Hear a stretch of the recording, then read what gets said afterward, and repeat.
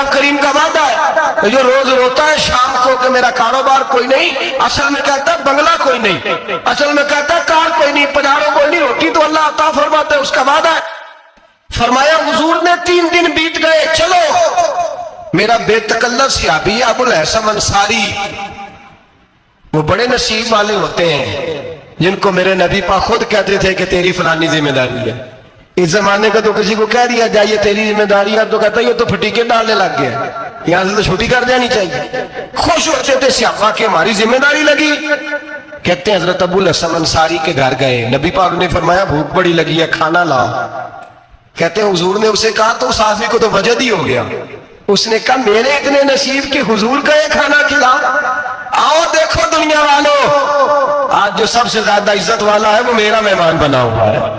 فرماتے ہیں وہ دوڑے گئے، بکری اٹھائی ذبح کی، بیوی کو کہنے لگے روٹی تیار کر، ادھر کھجوریں توڑی، انگور توڑے، کہنے لگے حضور آپ جب تک تناول کریں تب تک کھانا پک جاتا۔ حضرت عمر کہتے ہیں روٹی پک کے آئی، بڑا پیارا گوشت، بڑا اچھا سالن، بڑا خوبصورت خلوص والا کھانا۔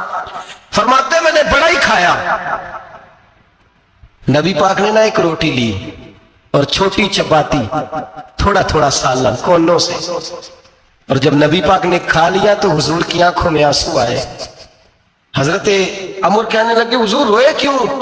نبی پاک نے فرمایا سوچتا ہوں 7 دن کے فاقے کے بعد کھایا ہے، پر ڈرتا ہوں رب اس کا حساب پوچھے گا تو جواب کیسے دینا ہے، اس کا حساب بھی تو دینا ہے نا جو کھایا ہے۔ تو حضرت عمر فاروق کے ہاتھ میں کچھ چیز تھی، زور سے زمین پہ ماری، کا محبوبہ 7 دن کے بعد بھی روٹی کھائے تو حساب دینا ہے۔ نبی پاک فرمانے لگے عمر وہ مالک ہے نا، تو جب دیتا ہے تو حساب نہیں دے سکتا، حساب تو دینا ہے، حساب تو دینا ہے، تیاری رکھو۔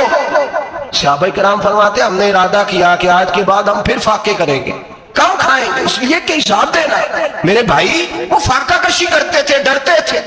یہاں تو لوگ کھا کے بیمار ہیں، کھاتے جا رہے ہیں، سوتے جا رہے ہیں، کھاتے جا رہے ہیں، سوتے جا رہے ہیں۔ یہ بھی وقت آئے گا رمضان شریف کا، سویرے درس پہ آؤ کہتے نیند بڑی آتی ہے، سویرے 2 سپارے پڑھ کے سویا کرو کہتے شام نیند بڑی آتی ہے، فجر کے بعد ہی تو وقت ہوتا ہے اللہ اللہ کرنے کا، سحری کا، کھاتے جا رہے ہیں، سوتے۔ لوگ جماعت سے نماز نہیں پڑھتے سو جاتے، جماعت کا ثواب چھوڑ کے سو جائیں گے۔ بھائی رمضان مبارک میں فاقہ کشی کی ٹریننگ ہوتی ہے، فاقہ کشی کی تربیت لے، رمضان میں روکے اپنے آپ کو، تربیت ہوگی۔ اور ہمارے صوفیاء فرماتے ہیں جو زیادہ کھاتا ہے اس کا نفس اس کو زیادہ پہ مائل کرتا ہے، خواہشات نفس پیدا ہوتی ہیں۔ میرے نبی پاک علیہ السلام نفسانی قوتیں کچلی جائیں گی، کھانا جتنا کم کھایا جائے گا اتنا وجود کے اندر نفسانی خواہشات کم پیدا ہو۔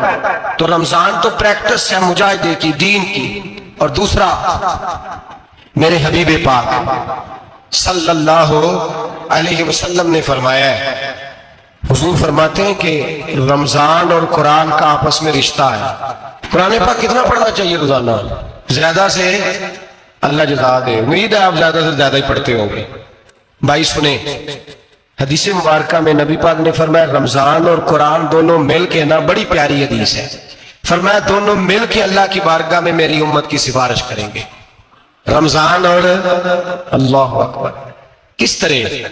نبی پاک فرماتے ہیں رمضان کہے گا اے اللہ دن کے وقت میں نے اسے تیری رضا کے لیے کھانے پینے سے باز رکھا، اور قرآن کہے گا یا اللہ رات کو تیری رضا کے لیے کھڑا ہو کے یہ قرآن سنتا تھا۔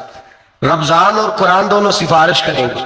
ہم نا بڑا کچھ پڑھتے ہیں، سنتے ہیں، سیکھتے ہیں، اب یقین کریں یہ کھاتے بھائی کا بھائی سے اختلاف ہو جائے نا تو وہ 30 سال پرانے کھاتے کھول کے لے آتا ہے، ساری رات ڈھونڈتا ہے کہ میرے پیسے کہاں سے نکلتے ہیں، پڑھ لیتا ہے۔ قرآن پاک کی باری آتی ہے تو نہیں پڑھتے قرآن پاک۔ ابا جی کا ختم ہوتا ہے تو مانگتے پھرتے ہیں، کہتے ہیں 2 قرآن پاک 10 قرآن پاک۔ یہ باتیں بتانی نہیں چاہیے، کرنی نہیں چاہیے، لیکن چونکہ تربیت کے لیے بیٹھا ہوں تو کر دیتا ہوں۔ میرے شاگردوں سے پوچھیں، یہاں مدرسہ ہے الحمدللہ، درجنوں طلباء ہیں، اساتذہ ہے، میرے بھی کہ ذرا مجھے تھوڑا سا قرآن پڑھ دیں۔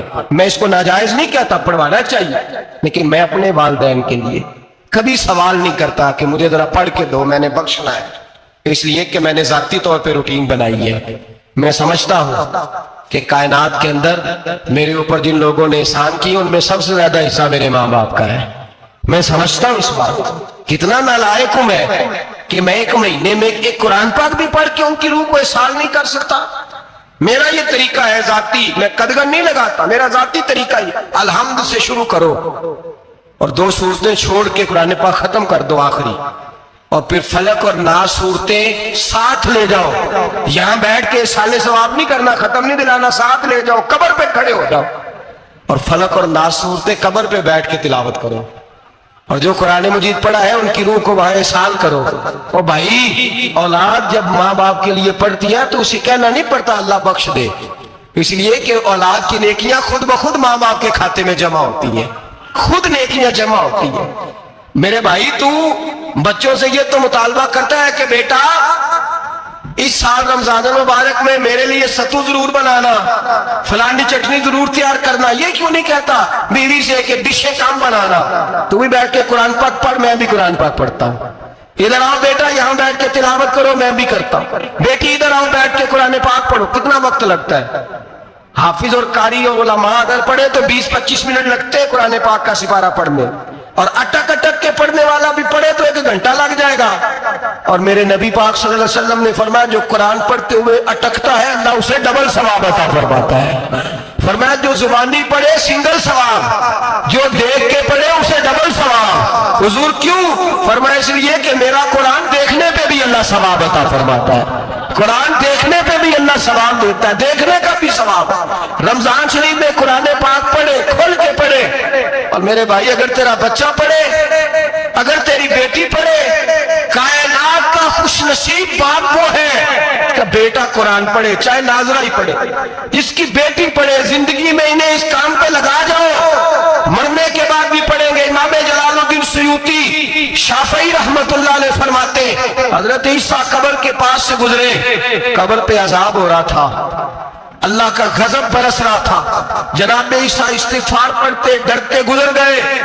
थोड़ी देर के बाद, चंद घंटों के बाद गुजरे तो उसी कब्र पे फूल खिले हुए थे, रहमत बरस रही थी। हजरत ईसा अलैहिस्सलाम अर्ज करने लगे मौला तू बेनियाज है, मेरी ताकत नहीं तेरे कामों में बोलने की, पर अभी तो यहाँ अज़ाब हो रहा था, अभी रहमत बरस रही है। जनाब ईसा कहते हैं आवाज़ खुदाबंदी आई, ईसा बंदा बड़ा गुनहगार था, पापी था, मुजरम था, खताकार था, लेकिन जब इसका इंतकाल हुआ, इसकी बीवी हामला थी, उसके पेट में बच्चा था, बच्चा इसके इंतकाल के बाद पैदा हुआ।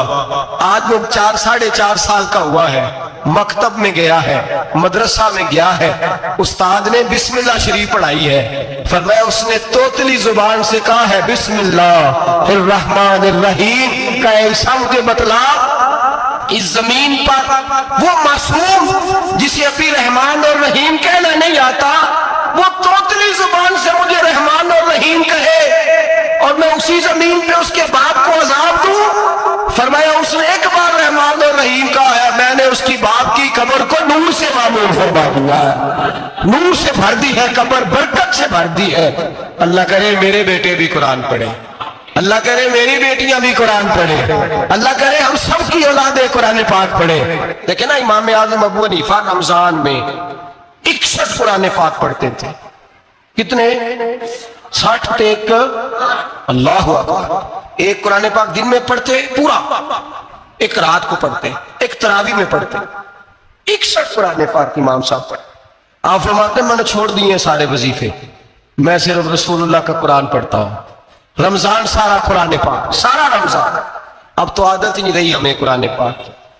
अगर लोग नाराज ना हो तो महफिल नात होती है तो तिलावतें कितनी होती हैं, और नाते हमने ज़ौक़ ही नहीं बनाया, ज़ौक़ ही नहीं बनाया हमने तिलावत कुरान का, इसलिए कि कुर्रा उलमा फुकरा इनको हम तैयार ही नहीं कर रहे, हम तो एक्टर पाल रहे हैं जो पैसे लेते हैं नात खानी के माज़अल्लाह। ओ मेरे भाई, क्या कुरान मेरे नबी की नात नहीं? हजरत आयशा सिद्दीका रज़ी अल्लाह ताला अन्हा के पास सहाबा गए, कहने लगे अम्मा जी हमें नबी पाक का इखलाक बतलाएं। तो अम्मा जी कहने लगी जाओ जाके कुरान पाक पढ़ो।